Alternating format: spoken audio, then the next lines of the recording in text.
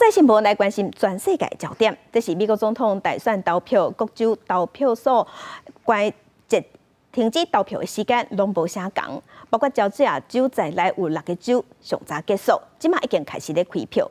因为共和党的候选人川普当时登去到佛州投票，伊是讲伊认为这场选举到目前看起来也是公平的。也那民主党的候选人何锦丽，伊伫顶礼拜已经完成假选票投票。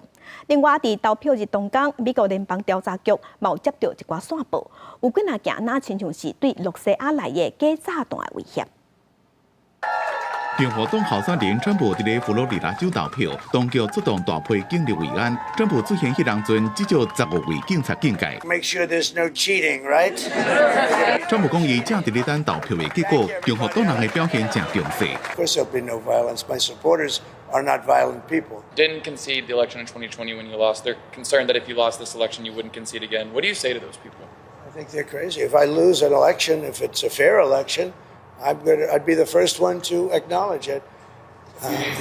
And I think so far, I think it's been fair. 因为已经伫咧顶礼拜六用邮件方式完成投票的民主党候选人贺锦丽，伫投票日即天接受广播公司访问，伊完被问到伊的弱点，经济甲移民。 The economy being one, border issues and crisis. You have been blamed for the current status of that. How do you react? We have a broken immigration system. It's been broken for a long time through, frankly, Democratic and Republican administrations, and we can fix it. 美国联邦调查局找过讲，有几多件看起来敢若是来自俄罗斯所发出来，针对美国几多个州的假炸弹威胁。这个摇摆州其中之一的乔治亚州就收到。I don't know how to describe if that's viable. We don't think they are, but in the interest of public safety, you always check that out. 因为选情正激烈，真侪选民伫咧投票时阵拢讲正紧张，因为各州投开票的时间甲作业方式无同，关键的这个摇摆州也看过无同的市区，若是票数正晚，也有可能重新计票，所以估计上尾来开票结果可能要几多天才会出来。